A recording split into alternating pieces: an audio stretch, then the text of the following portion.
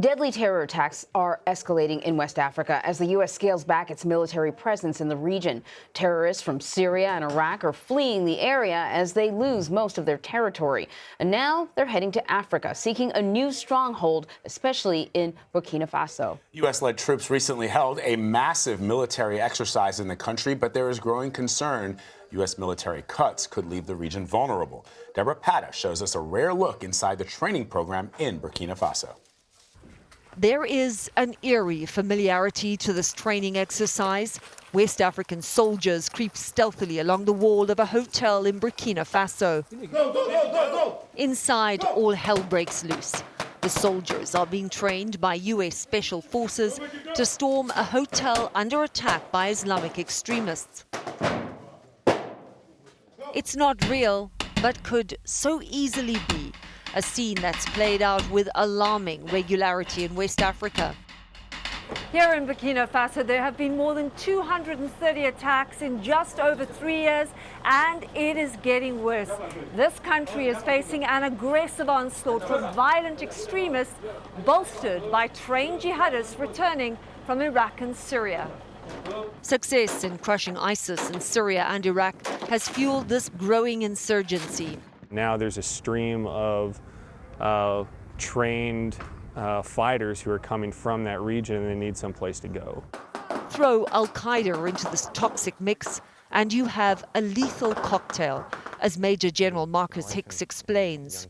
ISIS has garnered so much attention that Al-Qaeda has been able to take advantage of the attention being paid to the Middle East while they quietly build infrastructure and support here in Africa. Which is why this year's flintlock training, which has been going for 15 years, has taken on a renewed sense of urgency. But to the alarm of many West African governments, although the violence is surging, the U.S. is reducing its footprint in Africa, with the Trump administration cutting budgets by up to 20% over several years. It's been met with grim resignation by African troops in the region. We will just have to continue fighting with the small means we have, says Nigerian Commander Rashid Nagonja. And that fight has not always ended well. Here, U.S. soldiers train their African counterparts in how to combat an ambush that bears a striking similarity to the 2017 Tonga Tonga massacre by ISIS militants in Niger, in which 4 American soldiers died alongside Nigerian forces.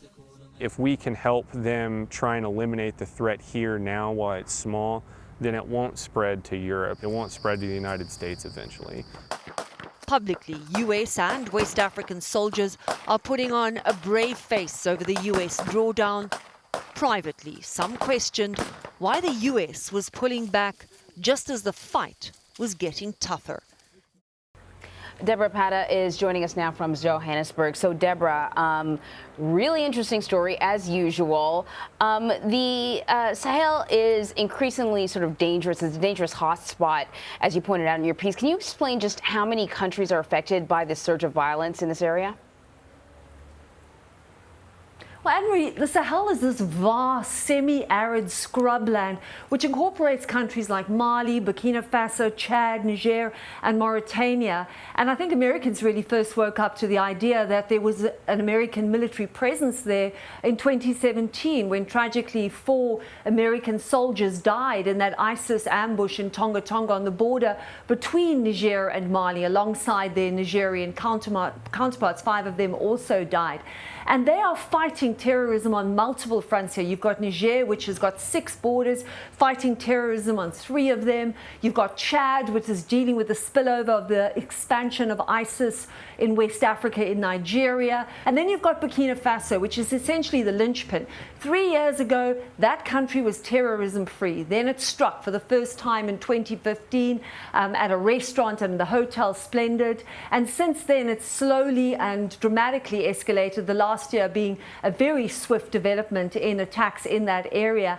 And essentially, jihadists are eyeing Burkina Faso, because it's the corridor to elsewhere in the region. If they can break through there, they can expand extremism into the coastal countries in West Africa and beyond. So it's very worrying. And so far, Burkina Faso has held firm. It has tried not to cede territory. We spoke to the American ambassador in Burkina Faso, Andrew Young, and he said there is a fight going on there, and that fight is getting tougher. But Burkina Faso is trying to stand firm, but it's dealing with many, many forces, including, as you heard, Al-Qaeda, which has quietly been reorganizing as the world focuses on ISIS, and you have seasoned, trained jihadists returning from Iraq and Syria with the collapse of the caliphate there, and they're coming to places in Africa. So it is a very worrying area. The stability of Burkina Faso is central for the stability of the region, and by extension, to prevent a global threat from developing.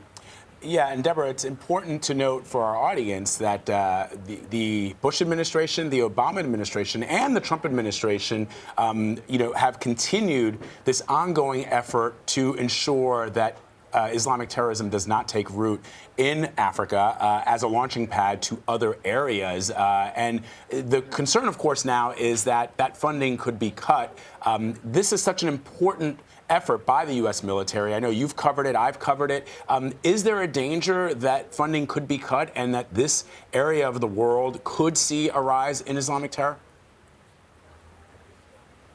Well, the Trump administration has already cut budgets by 10%, with another 10% in the works, and that will affect troops primarily. So boots on the ground, resources in the area. And there is great concern. West African soldiers told us privately, why is the U.S. pulling out now, just as the violence is increasing? To pull out before the insurgency has been crushed could leave the region extremely vulnerable. At the moment, that threat is quite small. So if you can contain it, you can prevent it from growing. And we spoke to the commander of the special operations of the Africa Command, Major General Marcus Hicks, and he told us, as far as he concerns, this is a very high return on investment for what essentially is a very limited amount of boots on the ground and a very small amount in dollar terms in terms of resources.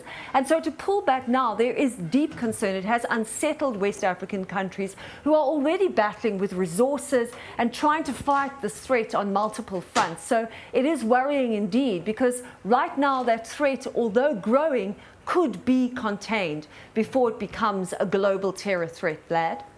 All right, Debora, thank you so much for your reporting as always. We appreciate it.